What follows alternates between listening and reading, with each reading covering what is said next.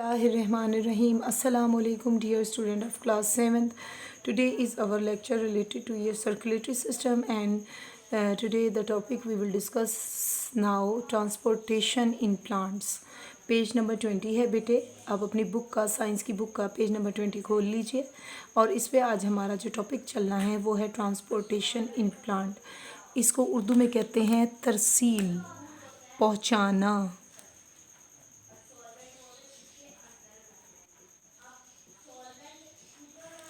Plants होते हैं पौधे, पौधों में ग़िज़ा की तरसील का अमल.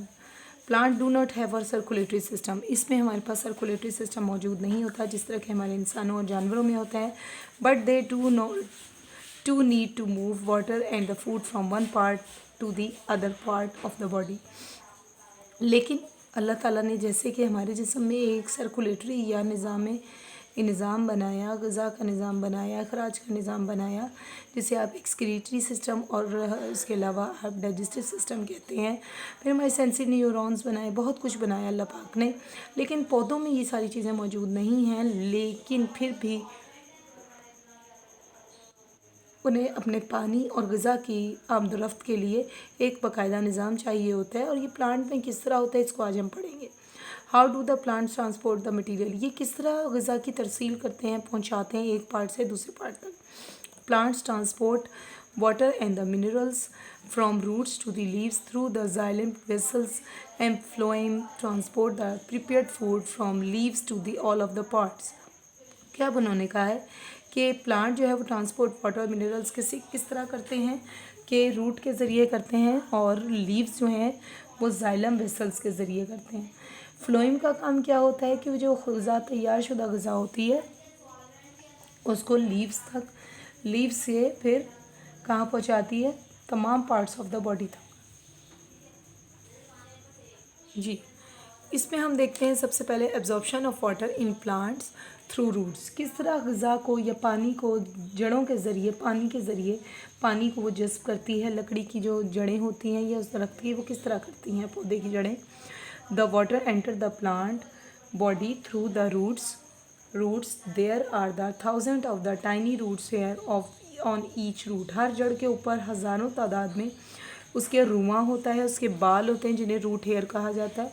The soil surrounding the roots has higher amount of the water and the minerals than inside the root cells. इनके अंदर जो है वो सराउंडिंग में हमें पाया जाता है higher amount of the water and the minerals than inside the root sales.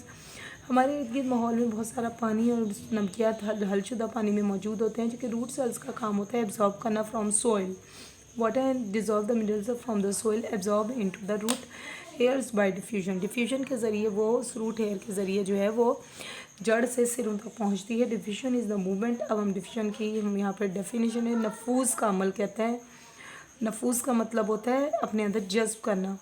Is the movement of the substance from where it is in a large amount of the where it is a small amount. कहाँ पे उन्हें ज़्यादा ज़रूरत है और कहाँ पे कम ज़रूरत है उसके मुताबिक जो है वो इस ग़िज़ा को जो तैयार शुदा होती है, जो रूट्स में जज्ब हो रहा होता है पानी और मिनरल, उसको जज्ब करके सिरों तक पहुँचाती है.